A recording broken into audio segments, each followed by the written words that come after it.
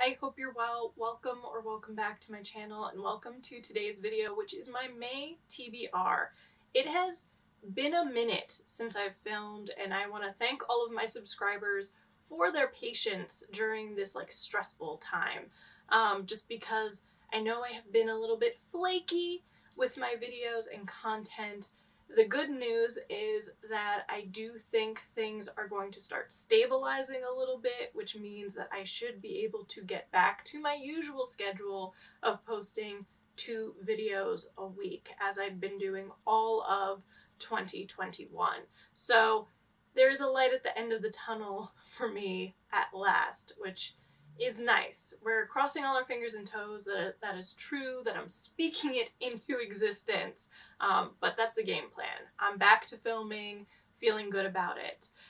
But today's video is my May TBR, as I already mentioned, and this is kind of the TBR that's meant to be a little bit of a reading reset, just because when I'm stressed, reading takes the back burner, and I think that's because when I'm stressed, my brain doesn't shut off. It whirs like a machine. It's constant. It keeps me awake. I hyperfixate on those things that are stressing me out, and so in my downtime, I don't want to do anything that requires use of my brain. I want to do the mindless things, the watching of Netflix and the staring at the ceiling, which has happened quite a bit. So reading becomes more of a chore, a labor, and I don't like that. So now that things are starting to feel a little bit more normal for me, I want to reset. I want to get back into the swing of things with reading daily, because there have definitely been a number of days when I did not read. There's actually a week in April when I didn't touch a book. So want to reset that, get myself back into that habit, but also I just want to be gentle on myself and read books that I'm really excited about with no pressure. No readathons, no reading challenges, nothing like that. Just to read books that just interest me, and really my May TBR, I feel like, is more of a pile of possibilities, because if there's anything on here that I don't decide to read, I'll just pick up something else. So it really is all about getting myself back into that reading habit and enjoying it and being excited about it again. So that's what this TBR is. So why don't we dive right in? So the only book in May that is quote unquote required reading is the book for the Found in Translation book club, which also happens to be a book that's been on my physical TBR and I am very excited to read. And that is The Bonefire by Georgi Dragoman. I think I've been saying Gregory, but now that I'm seeing the name for the 100th time, I'm pretty sure it's Georgi or something close to that.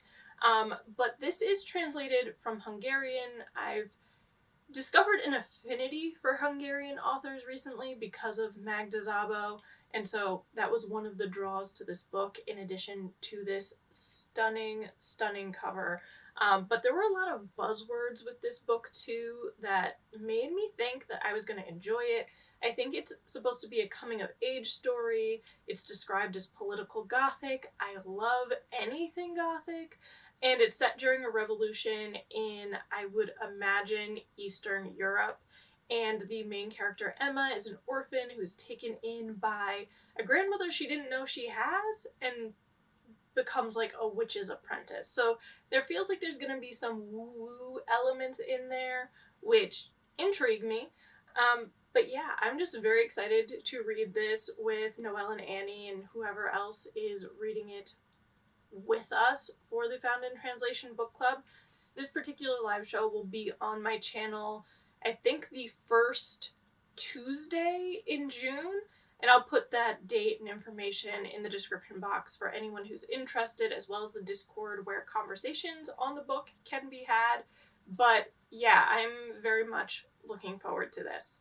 Next, we have 2 books in a trilogy. We have The Eye in the Door, and then The Ghost Road, both by Pat Barker. These are in the Regeneration series that I started reading in January, and I am very eager to read this trilogy. I loved the first book. It was one of my 5-star reads of Q1, so you will have heard about it in my January wrap-up, and we'll hear about it again in my book bracket for Q1 when that goes live. But this is a World War I trilogy, and it's like anti-war historical fiction, which is just so different for me from everything else that I have read on any of the wars. And I'm just really invested in these characters now and very curious about where this trilogy is gonna go. So The Eye in the Door is the second book, and I think it's about a period during World War I where the British public and government were concerned that they were going to lose the war. And so there's a lot of paranoia, and society looks for a scapegoat. And so the scapegoats are the pacifists or the conscientious objectors, and also gay men. So I think this book is exploring that facet of life on the home front, at least from what I gather from the back of the book, which again is something new that I have not really read about in any historical fiction about the war. So I'm very curious about that. And then The Ghost Road is the Booker Prize winning book in the series, as you can see by the little sticker up there. I don't know a ton about this one. I haven't wanted to read the back of the book just in case it spoils anything that happens in this one. But I do think this is focused more primarily on the end of the war. So these are 2 books that I'm hoping to get to in May. Not gonna lie, probably read them back to back because that's what my obsessive personality likes to do. Staying on theme with World War I do have Testament of Youth by Vera Brittain on this list, which is a World War I memoir that I'm really, really intrigued about. But I will be transparent. I feel like this is a book that, as much as I want to read it, probably won't happen in May, but I'm gonna try. The reason I don't think it's gonna happen is because I'm still working my way through the Diaries of Sophia Tolstoy, which I started in April, and that's a chunky book. I've made a good dent in it, but I still have a ways to go, so I want to finish that in May. And so depending on how quickly I get through that, I don't know if I'll be able to start another nonfiction tome, but this is something that I'm genuinely very interested in. I watched the movie adaptation of this, which starred Alicia Vikander and, oh my god, Kit Harington? I think it was Kit Harington. And I really enjoyed it. I didn't know it was based on a true story, so when at the end it kind of tells you that it's based on a true story, I immediately wanted the book. So Vera, who is writing these memoirs, goes to Oxford, and then when war breaks out, she ends up enlisting as a nurse and is on the front, and I think it's very much about her experience and the losses that occur because of the war. I think many of the men in her life end up dying in the trenches. So this is going to be heartbreaking, which is again another reason why I don't know if it's great for a reading reset, but it's a book that I've really, really wanted to get to, so I figured I would mention it. The next book is another one that I picked up because of a movie or TV adaptation, and that's The Pursuit of Love by Nancy Mitford, which is this stunning UK edition of the book. And in this case, I have not watched the TV show. It stars Lily James, I think, and I wanted to read the book before I watched the TV show. I'm also really fascinated in reading something by Nancy Mitford because the Mitford sisters in general just intrigue me.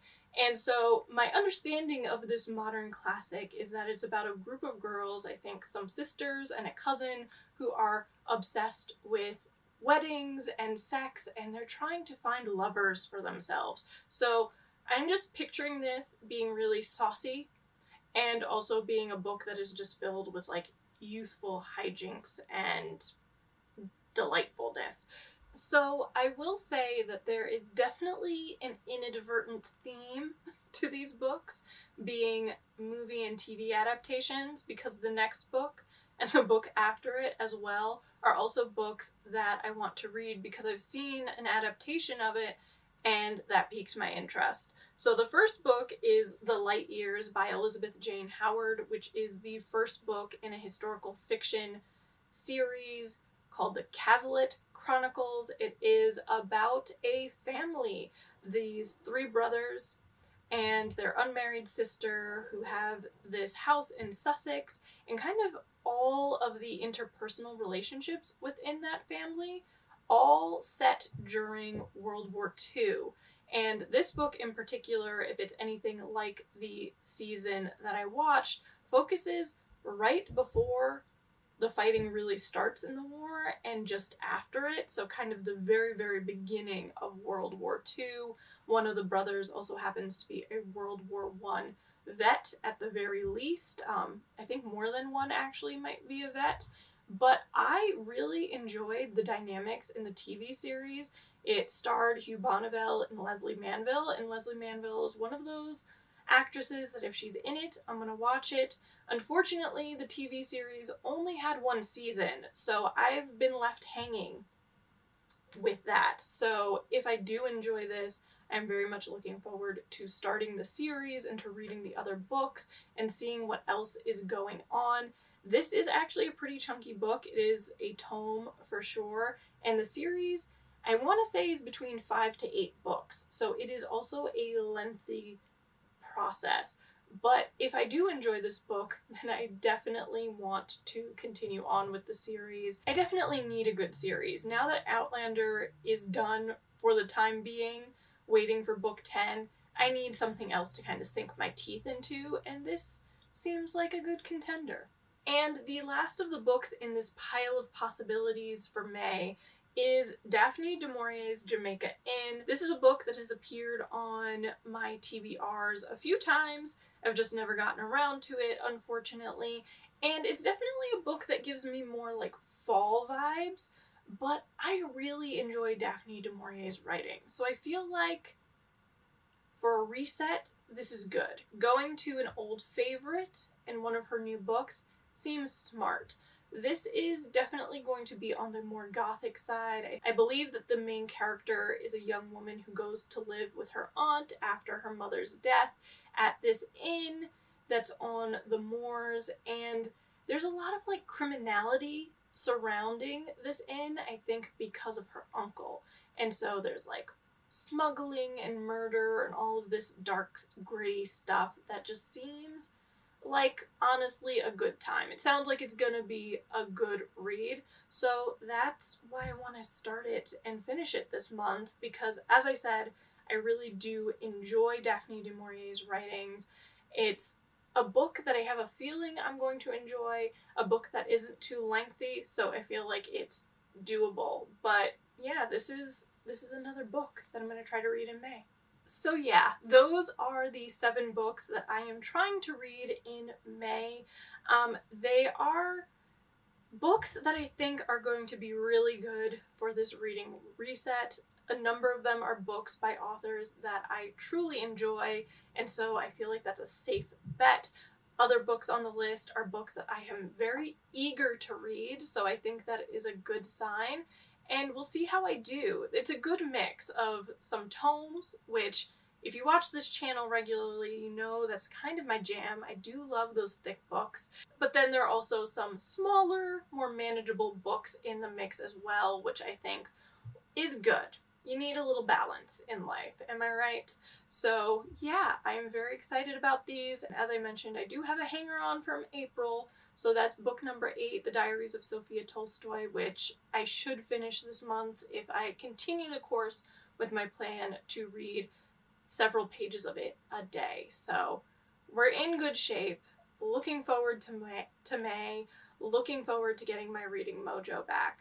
In the meantime, though, I would love to know what you're excited to read in the next month, and also if you're joining us for the Found in Translation book club. So make sure you leave that information in the comment section for me. But in the meantime, I hope you enjoyed this video, and if you did, be sure to give it a thumbs up, comment, and subscribe, because all those things mean the world to me and they help this little channel grow.